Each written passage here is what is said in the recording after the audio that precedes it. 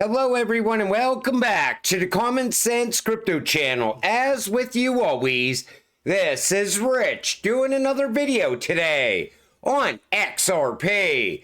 So I hope you're all having a wonderful day today wherever you are in this great world. We're gonna talk about XRP. And you're gonna hear a lot of this all throughout this week, I'm sure. This is the last dump. Don't get shaken out. After this, ETH pumps and alt season. Everybody's calling for that now. But we've seen them calling for it in December, in January, in February. March is usually a very good month for XRP. So are we finally going to see alt season? Let's hope for the best. Breaking, Binance founder CZ warns against chasing quick gains. Focus on long-term ethical teams. XRP is your answer. I thought that was great because that's what's going on right now. I see people saying, I'm going to sell my XRP and go and chase this over here. You know what keeps me holding XRP is Ripple and Brad Garlinghouse. Every time Brad talks, it makes me want to buy more XRP. Same thing happens with HBAR. Lehman Bear talks, and I want to buy more HBAR. Because when you have such a strong team and a strong foundation, you see where XRP is going. And in this video, I'm going to show you what the path is forward for XRP. Gary Gensler's knee on the neck of the crypto industry was a $1 trillion knee. Take a listen to what Brad says here. You know, when we first initially ran up above $3, I thought that was going to be the beginning of alt season. But alt season hasn't even started yet. And so if we're already sitting here above $2, where are we going to go from here? I'm thinking higher. Take a listen. I mean, you are appropriately calling we're in a bull market. I get it. There's another way to look at it. Gary Gensler's knee on the neck of the crypto industry was a $1 trillion knee. And so another way to look at it is there's not actually in a bull. It's just it's a recovery from a malfeasance attacking an industry that now it's like, oh, okay, that's gone. So Brad said the price that we're at right now is just a recovery price. Think about that. We have so much higher to go from here. XRP will be an invisible global asset. Take a listen. It's often said that crypto eventually will need to recede into the background. It needs to be the case that those who are using crypto services or services built on crypto rails need not necessarily know that that's what's going on behind the scenes. I wonder, Brad, whether you could speak a little bit about the pieces of the puzzle that are yet to kind of fit into place to make that a reality. Well, I mean, I'll use Ripple. I mean, I never want to do a commercial for your own company, but I think what Ripple's been trying to do is go to institutions and deliver a service that their customers have no idea that the cross-border payment they just made went through crypto. And they shouldn't care. It was fast, it was cheap, it was very accurate, and to Richard's point earlier, it settles very, very quickly. So think about that. Mass adoption, people utilizing XRP to make transactions every single day and not even knowing that XRP was involved in any way. And that's what's going to happen in the future. People are going to use XRP and not even know it's happening. And this is going to be a very big event. Ripple's speaking at Digital Euro Conference on March 27th with Hedera. Look who else is there. Swift. Like I said, Ripple and Hedera are coming together more and more. And it's part of that massive network that's been building out for years. And people still are not seeing it. They always say XRP versus HBAR. That's not what's happening. It's XRP running side by side with HBAR in a new financial system. Can XRP overtake the payments giant in Ripple versus Swift? The Swift versus Ripple debate revolves around the benefits of cryptocurrency and blockchain technology in international transactions. This has been an argument that's been going on for a long period of time now. I think Ripple is going to capture some of Swift's business right out of the gate, because a lot of countries already are pushing away from Swift. Banks, some of them will push away from Swift as well, if it benefits the bank's customers. So if Ripple was to take over Swift, it's not going to happen early. It's going to take time, and it's going to be gradual, in my opinion. OCC signals more flexible approach to crypto banking regulation. Now, we know the banks can now get involved with crypto. And I said, this is going to benefit the XRP ledger more than any other network out there. Because the banks getting involved with crypto, what do you think they're going to get involved with? The banker's coin, XRP. Sure, they're going to get involved with Hedera, XLM, and a few other cryptocurrencies as well. But the XRP ledger is the most positioned blockchain right now for the banks, because Ripple already put XRP ledger in that position over the past 10 years. That's why banks will all choose XRP over the rest, because of what it's built to do, plus that on-demand liquidity. I still think XRP and HBAR and XLM and all these other ISO cryptocurrencies, they're going to be working side by side, but each one is going to play its own role in the new financial system. HBAR is going to be a high-valued cryptocurrency as well. Same thing with XLM. QNT, forget about it. That's going to be bigger than Bitcoin. Wait and see. IOTA is going to be huge. Algo. These are cryptocurrencies that any one of them can easily give you financial freedom. Wait until Donald Trump starts talking about digital trade and trade going digital. That's going to boost XDC very quick when it happens. But let's get back to XRP taking over the banking system. Ripple and their money transfer licenses. Look at all of these money transmitter licenses that they have acquired over time. Almost every single state. And this didn't happen by accident. This happened because Ripple is positioning XRP to run domestically inside the United States. The only other person I know that has this many transmitter licenses is Elon Musk. And I think that happened by design as well, because Elon also wants to create a massive network around X when it comes to money. I think Ripple looks more and more like a central bank all the time. I think Elon is going to make X into something huge. Most likely it will also work similar to a bank.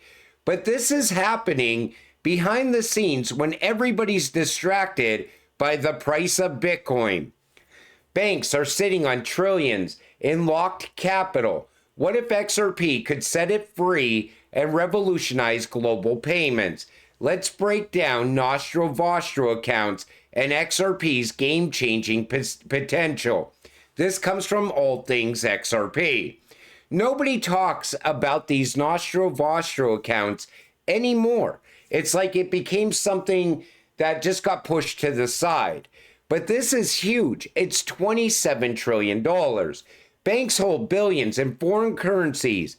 A U.S. bank with euros in Europe to settle international payments. Problem: over $27 trillion sits idle, earning nothing, while payments take days via SWIFT. Nothing is going to speed SWIFT up. I keep seeing people saying, oh, SWIFT is going to do massive upgrades. They're not going to need Ripple. Ripple fixes all the problems with the 50-year-old outdated SWIFT. XRP solution, be a bridge currency, USD to XRP to euros in seconds via the XRP ledger. No need for pre-funding Nostro accounts.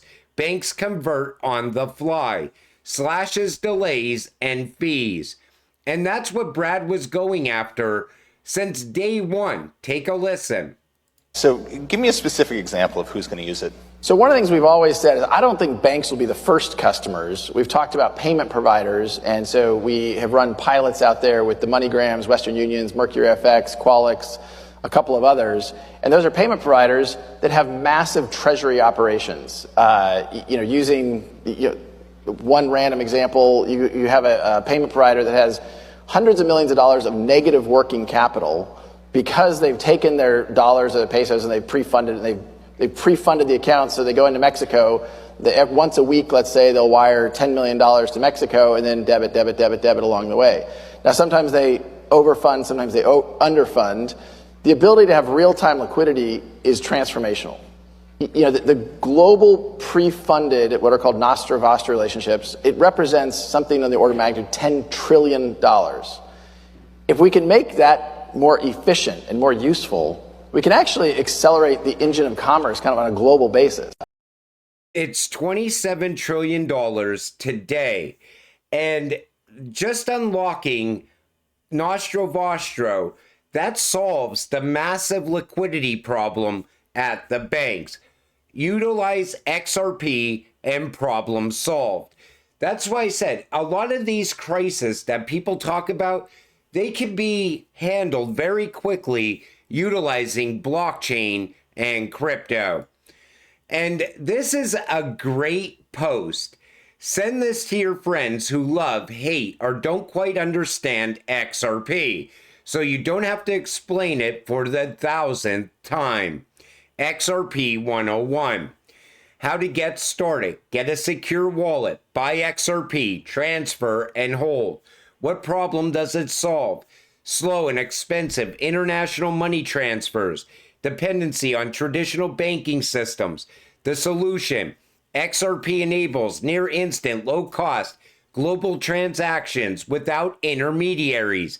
Financial institutions use XRP to streamline liquidity. And then it shows you the stats and what you need to know. I thought this was a great post, and I wanted to share it with all of you because I know you've been talking to your friends, your family. Get into XRP now before time runs out, and time is eventually going to run out. Right now, we are still waiting on a few things to happen.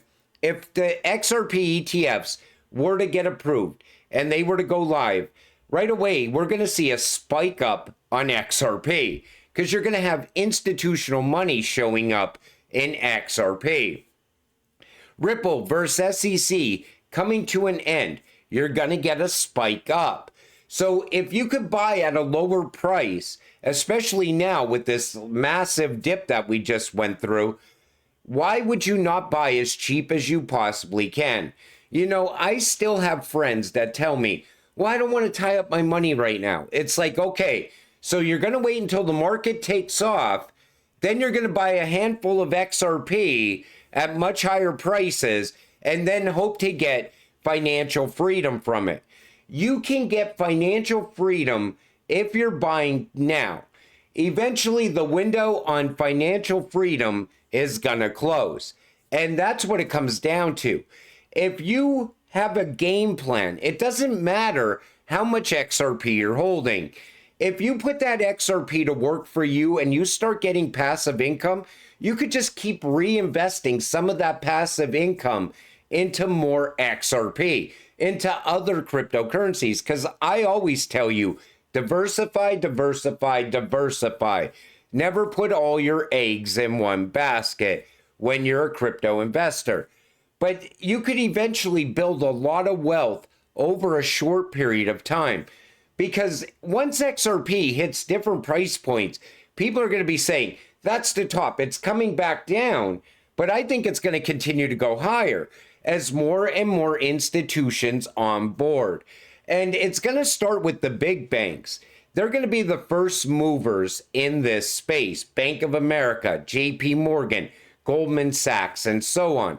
But then all of a sudden, the regional banks, the ones you don't know by name, they're going to be getting involved in this space. Then it's going to go down to your local bank. And it's going to allow even the smallest bank to compete with the biggest banks out there. I shared that in a video yesterday because that's what's going to happen. Crypto levels the playing field. You know, everybody always said, I wish I could get rich. You know, why are all these people getting so rich? Well, this is your shot. You're invested in the fourth industrial revolution before the institutions got here. Think about that. But once institutional adoption happens, I think a lot of people are going to be too late. This is a once in a lifetime opportunity, and you either take it or you get left behind. The banks, they're eager to get into this space. They are absolutely coming. You know, whenever you see something like this and tokenized assets, everybody wants in, because if they don't get in now, they are going to get left behind.